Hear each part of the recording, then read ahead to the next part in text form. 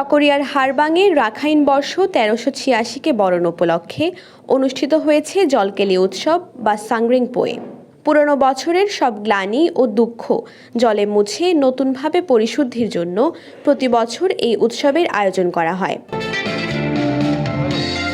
বুধবার থেকে শুরু হওয়া ৩ দিনের এই উৎসবের প্রথম দিনে চকরিয়া উপজেলার হারবাং বার্মিজ সরকারি স্কুল মাঠে আয়োজন করা হয় এই উৎসব। সর্ববৃহৎ সামাজিক উৎসবে উচ্ছ্বাসে মাতে রাখাইন তরুণ তরুণী সহ সকল বয়সের মানুষেরা।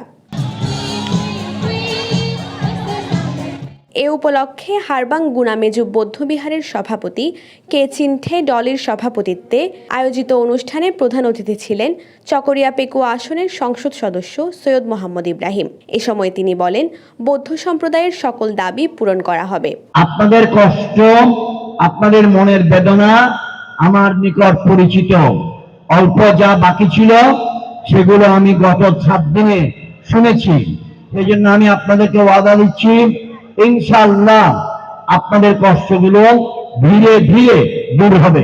উৎসবে চকরিয়া উপজেলা চেয়ারম্যান ফজলুল করিম সাইদি, উপজেলা নির্বাহী অফিসার মোহাম্মদ ফখরুল ইসলাম বক্তব্য রাখেন। রাস্তা হয় নাই, এখানে পানি 6 মাস পানি থাকে। আপনি আজকে দলি কষ্ট করে এনেছে এগুলো দেখার জন্য। বাংলাদেশের একটা অনন্য বৈশিষ্ট্য হচ্ছে অসাম্প্রদায়িক চেতনা, সবাই মিলে পাশাপাশি বসবাস করা। এর আগে এমপি ইব্রাহিম সহ অন্যান্য অতিথিরা রাখাইনপাড়ায় পৌঁছালে এলাকাবাসীর পক্ষে কে চিনঠে ডলি তাদের ফুল দিয়ে বরণ করেন এবং এলাকার নানা সমস্যার কথা তুলে ধরেন। আমি আজকে আমাদের উপস্থিত প্রধান অতিথির দৃষ্টি আকর্ষণ করতে চাই, এত মেধা সম্পন্ন একটা গ্রাম হওয়ার পরও আমাদের গ্রাম কেন অবহেলিত থাকবে? স্বাধীনতা 50 বছরেও কেন একটা রাস্তা ঠিক হবে না? এই উৎসব রাখাইন সম্প্রদায়ের হলেও বিভিন্ন সম্প্রদায়ের লোকজনের অংশগ্রহণে উৎসব হয়ে ওঠে সম্প্রীতির উৎসব।